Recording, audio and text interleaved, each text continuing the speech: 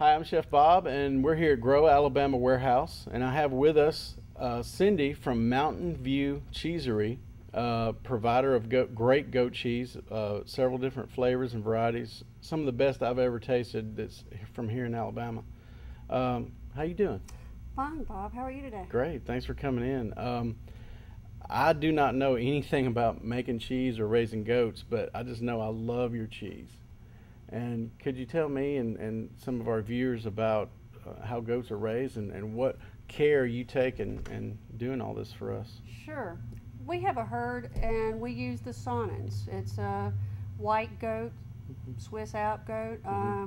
I chose it for its taste closest to cow's milk.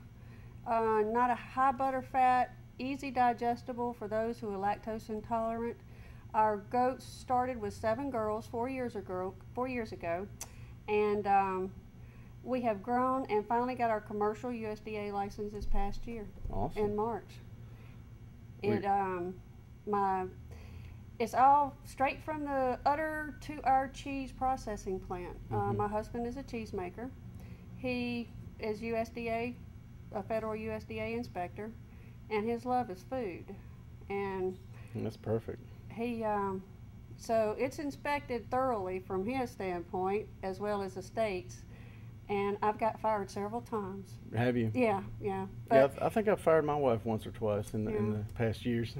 but that's the reason I stay outside. Yeah. I take care of the goats. They do require a lot of work. We have to trim the hooves, keep the udder shaved, so our milk is clean. It is automatically in a pipeline milked and goes straight to a holding tank and held at 38 degrees.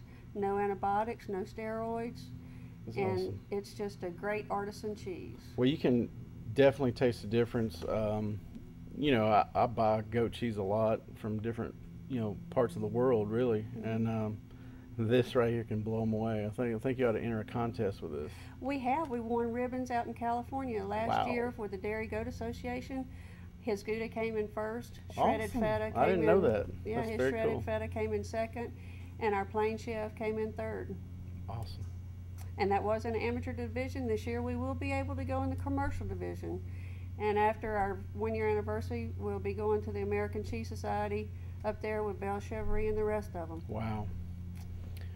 Wisconsin, look out, because Cindy's gonna come up there and knock your socks off. Alabama's coming, dude. That's right. Well, I got several different ways I like to use your goat cheese. One is a real simple hors d'oeuvre. You heard of endive lettuce, and that's an old hors d'oeuvre from the 70s. We'd stuff it with different kind of cheeses, herb cheeses, and walnuts or whatever. But I just took our beautiful Napa cabbage from Grow, Alabama, and cut like a long kind of triangle, so that we got like almost like a little scoop at the end. And then what I've done here is put a little bit of olive oil, some beautiful unfiltered olive oil, and salt and pepper on that. And it's really crunchy, and it's got a really good flavor that Napa cabbage does. Then what I'm going to do is take some of this is the smoked tomato, which I know I like that. And let's get some of the garlic and chive. And then this just makes a beautiful presentation, and really simple. It takes 5 minutes to make this. And then we can also do, with this left over, we can do like a little stuffed, almost like a squash blossom. Just kind of roll it up like that and oil it, throw it on the grill till the cheese melts. Yeah, or run it in the oven. It looks good. It's delicious. And then, you can always add a little more flavor if you want. But the problem with doing anything else to this is going to take away a little bit from the cheese. So you can take like a little bit of vinegar and herb and just put that kind of in the middle, so you can dip the rest of your Napa cabbage in after you've eaten all the cheese. Oh. And I really, really love it. So with all the goat cheese you have at your house, what do you do with it? Oh, Bob. Right now, with the corn coming in here in the next 2 months, my favorite is some Silver Queen corn. Take a pat of butter and some Vidalia onions, saute that in a skillet, cut your corn right off the cob into a black cast iron skillet, and sprinkle some shredded feta across the top of it. and we use it in our scrambled eggs, Mhm. the soft cheese on our flat pita bread with some fresh tomatoes Mhm. and our lettuces. Instead of mayonnaise, I just use our cheese. Yeah. So, Yeah, that's great. and with me and the girls, we like our fresh cheese and wine in the afternoons. Well, of on the course. weekends. Of Yes. course.